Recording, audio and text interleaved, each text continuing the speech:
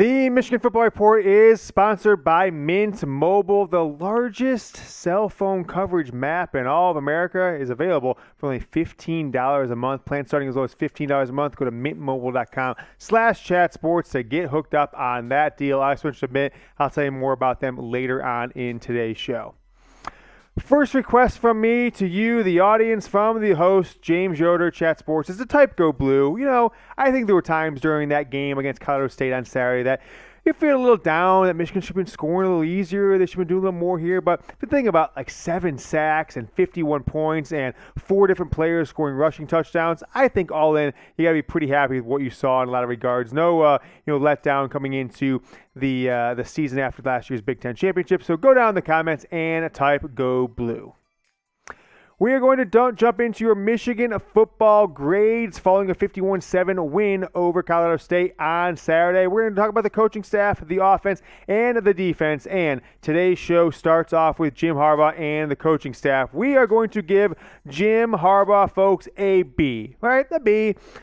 Maybe some say that's not fair. He should get higher. They won 51-7. What I didn't like from Jim Harbaugh was I think that he did not give Cade McNamara the opportunity to pass the ball more frequently, and as such, didn't really give us any more answers that we didn't know about. We knew Cade McNamara sometimes checked down, would like to hit that slant or that tight end curl, but we didn't see is 3, 4, 5, 6 shots downfield in the 7 drives that Cade McNamara had. So I'm going to give Jim Harbaugh a B. He didn't necessarily give us the answers to the questions that we wanted from the quarterback position. I'm going to give Sherrone Moore and Matt Weiss a little more of the knock on the chin there. C+ for those guys. I thought they had a decent offensive attack. A couple turnovers from Colorado State, that interception by Rod Moore, and then the sack fumble returned by DJ Turner. Pump up the volume, but didn't do well in third down, didn't do well in the red zone. I'm giving those guys a C+. Jesse Mittner in his first game as Michigan's defensive coordinator, I'm giving him an A. Held Colorado State to only 7 points, just over 200 yards of total offense. Didn't do anything really through the air, didn't do anything on the ground. Michigan got 7 sacks themselves, the total points that Colorado State scored as an offense. So I'm giving Jesse Mittner an A in his debut as Michigan's defensive coordinator. But enough of you guys. Go ahead and grade Jim Harbaugh's performance. You saw the grade that I gave him, a B. Go ahead and give me a grade down in the comments. I will pin this comment below today's video. This is typically the time of the video that YouTube hits you with an ad break. So while this ad plays, scroll down, reply to the pinned comment, A, B, C, D, or F for Jim Harbaugh versus Colorado State. Take a look at the offense. Now, I think JJ McCarthy probably deserved a higher grade than giving Cade McNamara if he had gotten a little more playing time. 4 for 4 for McCarthy through the air and 50 yards rushing on 3 carries and a touchdown on the ground. But I'm giving Cade McNamara a C- because he didn't convert in the red zone. He didn't convert on third down. And frankly, he struggled in a lot of ways that I was not expecting him to struggle. So I'm giving him a C-. Cade McNamara, the starting quarterback for the Michigan Wolverines. Over to the running backs in A- for Donovan Edwards, Blake Corum, and this ground raid offense coined by me last year. And as I'm looking forward to 11 more games in the regular season, I'm starting to thinking, folks, it's a ground raid part 2. It's a little bit different. You still have the A.J. Henning around the outside. You've still got Blake Corum catching the ball and bouncing out here. You still got the tackles pulling and everything like that. The one thing you're missing is Hassan Haskins. So if Michigan can come up with a 1-2 punch with Corum and Edwards like we saw at times in the opener throughout this season, I'm thinking ground raid part 2, because I'm not sure if I saw anything out of the passing game or the wide receivers, who we'll talk about here in a second, that gets me to think that Michigan is truly going to open up this offense unless something drastically changed that we didn't see in the opener. Talked about Mint Mobile at the top of the show. They are today's presenting sponsor. Today's video is sponsored by Mint Mobile. They give you, as a customer, unlimited talk and text, high-speed data on the nation's largest network. You can use their service as a mobile hotspot, and plans start as low as $15 a month. Why did I switch to Mint Mobile? Well, costs in a lot of these companies are insane at this point, and they offer me a deal that I could save really over $100 per month on my wireless bill. Get the deal. get hooked up, mintmobile.com/chatsports. You can get going as early as today. Take your number over to Mint Mobile. In most cases, take your device over to Mint Mobile. You can use eSIMs. You don't have to wait for them to mail you a SIM card. Use the eSIM service to get set up, transfer your number, port your number over from your existing wireless carrier to Mint Mobile. You have great service. You have your same phone number, your same phone, and you're going to save a boatload of money. Put that money towards buying some Michigan football tickets or a t-shirt or whatever that is. Switch to Mint Mobile like I have, mintmobile.com/chatsports. I'm going to toss a link for you down in the comments in the description. Click that link, get hooked up, mintmobile.com/chatsports. The wide receivers for me get a C+ on today's show. Well, why do they get that kind of grades? Well, Roman Wilson had a good game. Okay, he had a touchdown, etc. I think there were too many blocks from these wide receivers. Cornelius Johnson, Ronnie Bell, ball's going right into their hands and right out of it. Didn't make Cade McNamara look good. Didn't give him any opportunities when he rolled out as well outside of the drops. And, I think from wide receivers, when you're blocking better than you're catching and running routes, I think that's potentially a problem. Now, the blocking is certainly appreciated, and Michigan demands it from the wide receivers, but I didn't see any really great plays out of the wide receiver core on Saturday, so I'm giving them a C+ for the day, and they are definitely going to get opportunities at JJ McCarthy on Saturday. They've got to come through. No more drops can happen from these wide receivers. Your nation's best offensive line from last year is consistent and on that same track. Victor Oloa, whatever his name is. I'm not even going to try and pronounce it anymore. You guys know who I'm talking about. The starting center coming over from Virginia. He looked good. And Ryan Hayes didn't get in the game as starting left tackle, but Michigan's offensive line still pushed the Colorado State Rams around. Got holes from the running game, protected Cade McNamara, protected JJ McCarthy. Michigan had 4 different players score rushing touchdowns, one being a quarterback, Alex Orji, one being a wide receiver, and that really didn't necessarily go to the credit of the offensive line. But nevertheless, they played a great game, and I'm giving them an A.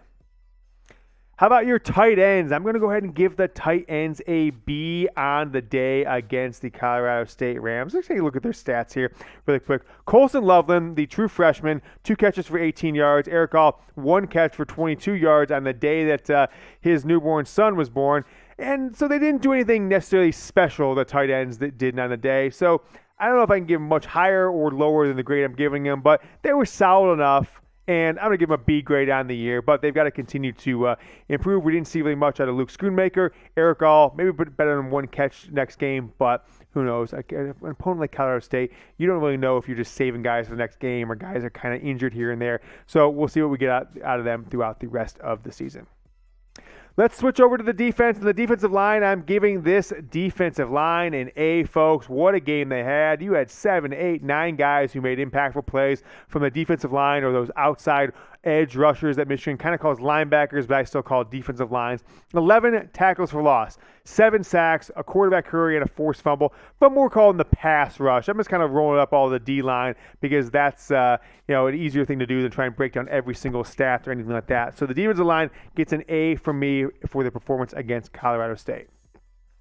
Before we get to the rest of the defense, it is Labor Day today, Monday, so happy Labor Day to all those with you who go out there and kick butt at your jobs or your companies every single day. I'm here working on Labor Day, not taking the day off. Producer Jack, he volunteered to come in and work on his day off here on Labor Day just to make sure we had a video for you guys. All I ask for you guys is to subscribe to the channel. We're getting close. We're inching closer to 21,000 subscribers. It would mean the world to us here at the Michigan Football Report if we get to 21,000 before kickoff Saturday night versus Hawaii. So go ahead and subscribe, youtube.com/Michigan TV. Screenshot this, send it to a friend. It would mean a lot.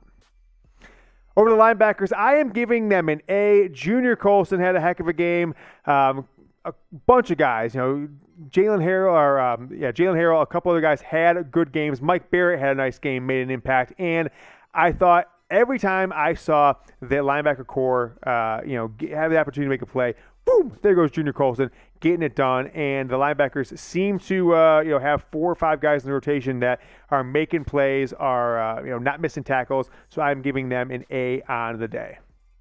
Secondary gets an A-, and the only reason they're getting an A- and not an A is because they gave up that late touchdown. I know it was against the backups. I know it wasn't against the best players. It wasn't the best players that Michigan has in their repertoire. But you saw a bunch of guys make plays. Rod Moore an interception. DJ Turner picked up a fumble and returned it for a touchdown. And you held a air raid offense to what they end up with, Jack. Something like I'm going to look at the passing yards here for 137 passing yards, I think it was, for Colorado State. Air raid offense only got 20 passes off. And so how does that happen? They're not getting anything downfield. They weren't getting first down. So even though they had 80% of their passes completed, Colorado State did, they weren't going for first downs, and that's why Michigan was able to kind of run the score up here on the day. Some other stats just to stick on this, the secondary and the defense in total. Colorado State, only 2 of 11 on third down conversions, 1 of 4 on fourth down conversions. So Michigan definitely stopped them. And I think they only got inside the 52 times. That touchdown and the opportunity they had when they went for it on fourth down later on in the second quarter. Your kickers and punters, well, punters didn't really get much of a look, but your kickers, 3 for 3 kicking the ball, and I'm giving them an A+. Jake Moody, right? What a career he's had. What an awesome career he's had as Michigan's kicker. 3 for 3. Now, the long was only 34 against Colorado State. That's fine. But you just felt every time he kicked the ball in those 3 field goals that it was going in. Did a nice job on kickoffs as well. And I don't see any reason why he shouldn't be a 2-time Groza Award winner as the nation's best kicker like he was in 2021. I've said it several times. Michigan has the best kicker and the best punter in all of college football on one team, and it's really going to pay dividends throughout this season. Kickoffs and kick returns, I am giving those guys a B. As I said last week, I was caught off guard. I thought Blake Corum would get a few more looks from the kick return game, but it turns out A.J. Henning is going to be your punt returner, Roman Wilson kick returner, and just overall, B grade for those guys. Didn't do anything special, but high five, round of applause, high five, Jay Harbaugh. I'm giving him a high five. Best special teams and best special teams coach in America last year. And I saw nothing to think that will continue here in 2022. So high five to Jay Harbaugh. Really think he's coming to his own as a special teams coach. Remember, his uncle, what's his name? John Harbaugh. I'm thinking of that. I'm like, Jay Harbaugh. No. His uncle, John Harbaugh, was a special teams coach for the Eagles, became the head coach of the Ravens. If Jay finds and continues to find his calling as a special teams coach, he could really do that well at a high level for 3, 4, 5 years, and then maybe when Jim's ready to step down, or another school that's ripe for a head coach who's dominated from the special teams era, maybe he could take that same path that his uncle John Harbaugh did. Special teams coordinator in the NFL head coach, maybe Jay, special teams coordinator, college head coach, hell, maybe an NFL head coach, depending how things shake out. All right.